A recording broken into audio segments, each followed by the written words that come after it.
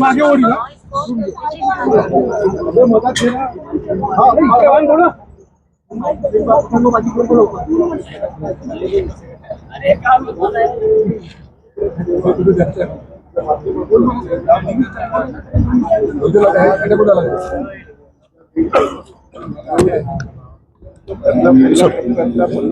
आज e buses आहे, अर्धा तास चार्जिंगनी 250 किलोमीटर चालणार आहे अशी ई बस 9 मीटर लांबीची, ज्यामध्ये 25 प्रवासी बसू शकतात अशी बस आज नागपूरला लोकार्पण होत आहे।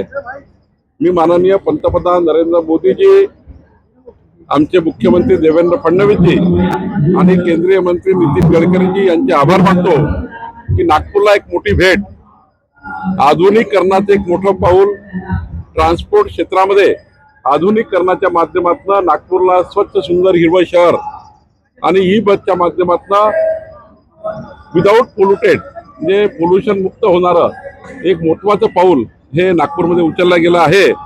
एक मोठी उपलब्धी आणि आजचा दिवस हा अत्यंत महत्त्वाचा आहे, आनंदाचा आहे। नागपूर करता आम्ही जे वचन दिलं होतं नागपूरच्या निवडणुकीमध्ये, त्या वचनपूर्तीचा हा एक भाग आहे। नरहरी झिरवळ आज सकाळपासून त्यांना त्यांचे सगळे कार्यक्रम रद्द केलेले आहेत। त्यांच्या पीएच्या कारवाईनंतर त्यांच्या राजीनाम्याची शक्यता व्यक्त केली जाते। याच्याबद्दल मला काही माहिती नाही आहे, ते झिरवळ साहेबांनाच माहिती आहे, मला याच्याबद्दल काही माहिती नाही।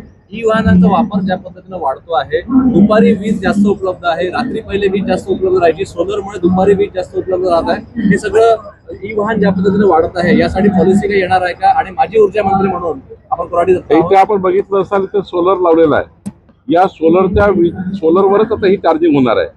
त्यामुळं 1 मेगावॉटचा सोलर प्रोजेक्ट ऑलरेडी या ठिकाणी आहे।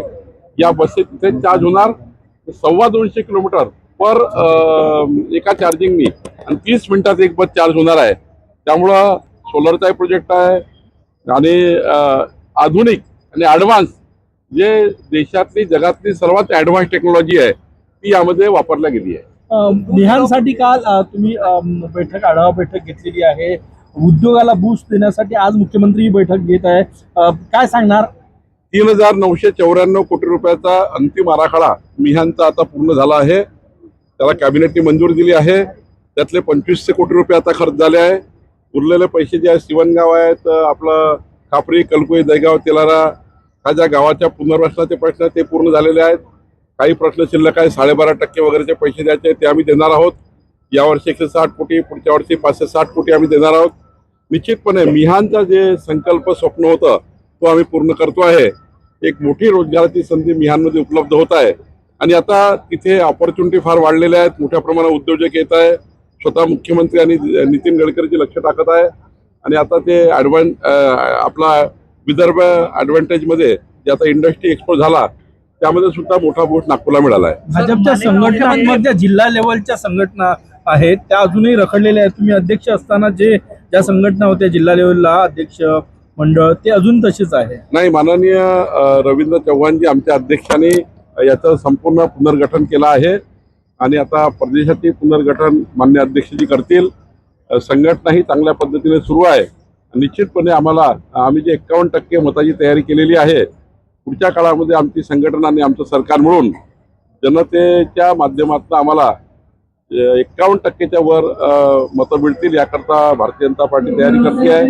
मित्र पक्षाला सोबत घेऊन आम्ही काम करणार आहोत, मित्र पक्ष आमच्या सोबत राहणार आहेत आणि त्यामुळं अर्थाने भारतीय जनता पार्टी आणि महायुती ही महाराष्ट्रामध्ये पुस्तकाला समोर जाणार आहे।